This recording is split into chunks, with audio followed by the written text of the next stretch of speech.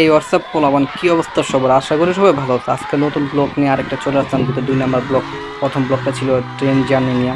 Train জার্নির ভিতরে কীরকমভাবে মজা করলাম সকলেই দেখছো। আর এখন যেহেতু আমরা একদিন পুরোপুরি স্টে করলাম ওখানে, স্টে করার পর মনে করো পুরো এলাকাটা ঘুরুম, যেহেতু এটা বাংলাদেশের সীমান্তর একটা গ্রাম। এই গ্রামের পরে হলো ইন্ডিয়া। তা আমরা ওই উদ্দেশ্যে আর কি গেতেছিলাম ইন্ডিয়া দেখার জন্য। তা আমি আর আমার এক বন্ধু আর আমার ছোট ভাই ছিল, আর ফয়সাল ব্লগ করতেছিল ভিডিও। তে পাশাপাশি মনে করো দেখানোর প্রচুর সুন্দর ভিউগুলি ছিল, মারাত্মক ভিউগুলি ছিল। তা আমরা ওই ইন্ডিয়া তারের অবস্থায় গেতেছিলাম, জায়গাটা দেখুন দেখতে কীরকম ওইটা দেখার জন্য আর কি গেতেছিলাম। তো মেবি আমাদের বাড়ির ওখান থেকে বেশি দূর না জায়গাটা। তে আমরা চিন্তা করলাম আইটে যাওয়া যায়, কারণ ওখানে অটো নেওয়া সম্ভব না, যেহেতু আমরা 4 জন, হোন্ডা নেওয়া সম্ভব না। তা আমরা এখন যে জায়গায় ধারা রয়েছি তার পার্শ্ববর্তী ওই যেটা দেখতেছিল ওই পুরোটাই হলো ইন্ডিয়া। তা আমরা এখান থেকে দেখা যাচ্ছিলাম কীরকমভাবে ইন্ডিয়াটা সীমান্তটা কীরকমভাবে দেখতে যেত বন্ধের পরে ইন্ডিয়াটা। আর জিনিসটা অনেক দেখতে সুন্দর লাগতেছিল, ভিউটা মারাত্মক লাগতেছিল। আর এখানে কিছু ছোট ছোট পোলাবান ছিল, তারা এরকমভাবে কোনদিন ভিডিও করতে দেখেনি, তে ওরা দেখতেছিল কীরকমভাবে ভিডিওটা করি ব্লগটা।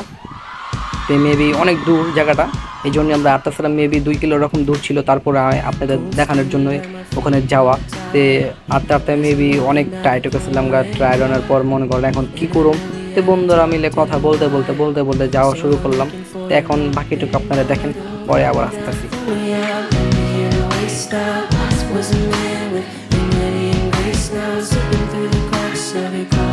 যারা যারা প্রথম ব্লগ দেখেন নাই অবশ্যই প্রথম ব্লগটা দেখে আসবেন, কারণ প্রথম ব্লগ না দেখলে দ্বিতীয় ব্লগ বুঝবেন না।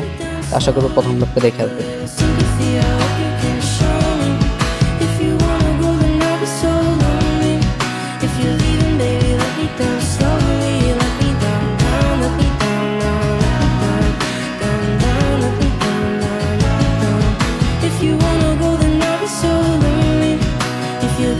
আরেকটা কথা না বললে নেই, যারা যারা আমার ভিডিওটা দেখতেছেন অবশ্যই আমার চ্যানেলটা সাবস্ক্রাইব করবেন, আমার পাশে থাকবেন, আর পাশে থাকা বেল আইকনটা ক্লিক করবেন, যদি পরবর্তীতে আমার কোনো ভিডিও আসলে দ্রুত আপনাদের কাছে চলে আসতে পারে।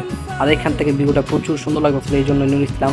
হাত উঠায় দেখালো, দেখো মারাত্মক ভিউ দেখতেছিল, মানে সেই লেভেলের ভিউটা। দুপুর টাইম আর কেউ ছিল না ওখানে, এই জন্য আর কি ভিডিওটা এত সুন্দর করে তুলে দেওয়া। আর আমরা ছাড়া ওখানে পুরো রাস্তায় ওইরকমভাবে কেউই ছিল না, খালি একমাত্র আমরা 4 জনই ছিলাম। পরবর্তী উপভোগ করো। আর এখানে মনে করো আমরা যে রাস্তা দেখেছি ওটা ব্রিটিশ আমলের রাস্তা, সেটা ব্রিটিশরা বানায় গেছিল। এই রাস্তা এখনো কোনো কিছু হয় নাই। আর আমি যেহেতু দেখাচ্ছিলাম আমরা পাশে হলো পার্শ্ববর্তী বা ইন্ডিয়ার এয়ারপোর্ট, যেটা আমি যেখান থেকে দাঁড়াচ্ছি ওখান থেকে অনেক পার্শ্ববর্তী, অনেক সামনে দেখা গেছিল। আর আমি যে রানিং গেতাছি ওই জায়গাটা আমার সামনে গেলে ইন্ডিয়া। দেখতে থাকো, অনেক ভালো লাগবে।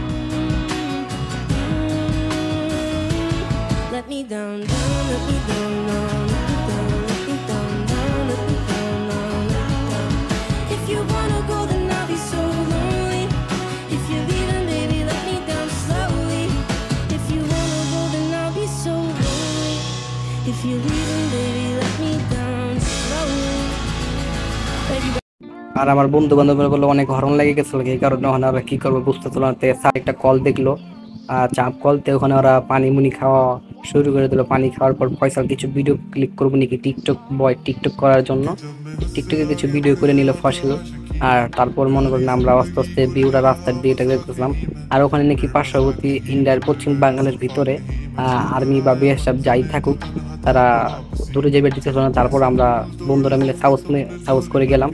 সাউস করে জানার পর ভিউটা অনেক সুন্দর লাগতেছিল। তো কি করবো এখন, নুর ইসলাম বললো ওদিক দেখে, যেহেতু এয়ারপোর্ট ওখানে। আর আসমানের ভিউটা মারাত্মক ছিল। আর যেটা বাড়িটা দেখতেছিলেন সাদা সাদা, ওইটা পুরোটা ইন্ডিয়ার ভিতরে ছিল। এখন আমরা যে রাস্তা দেখেছি এটা ব্রিটিশ আমলের রাস্তা, এটাও ব্রিটিশ আমলের রাস্তা। পুরোপুরি জায়গাটা দেখতে অসাধারণ, যেটা মুখে বলার রকম নাই। আর যেটা আপনারা সাদা দেখেছেন ওটা এয়ারপোর্ট, কিন্তু পার্শ্ববর্তী। আর আমাদের ব্যাড লাগলো একটাই, আমরা ওই টাইমে কোনো প্লেন নামতে দেখতে পারি নাই। আর আমরা এখন যে জায়গায় দাঁড়া রয়েছি ওটা সীমানার, বাংলাদেশ সীমানা পার হয়ে আমরা ইন্ডিয়ার সীমানায় গিয়ে দাঁড়া রয়েছি, কারণ বাংলাদেশ সীমানা অনেক দূর। ওটা দেখতেছেন যেটা গড়ে ওইটা পুরোপুরি ইন্ডিয়ার ভিতরে। আর সামনে তারকারা দেখান গেতেছে, আমি বুঝতেছি না এটি ইন্ডিয়ার তার দেখতে পারতেছেন না। তারপর আমি পুরোপুরি ভিডিও করার জন্য একবার ইন্ডিয়ার সীমান্ত ভিতরে ঢুকে গেছি। এই টাইমে একটা রিস্ক থাকে, বেডিয়ারা বা বেসাবরা যদি দৌড়ানি দেয় তাহলে কিছু করার থাকে না। যদি ধরা পড়ে যাইতে মনে করেন অবস্থা পুরোপুরি ভয়ে করে ফালাই দিব ওরা, কারণ যেহেতু আমরা ইন্ডিয়ার সীমান্তের ভিতরে ঢুকে গেছি।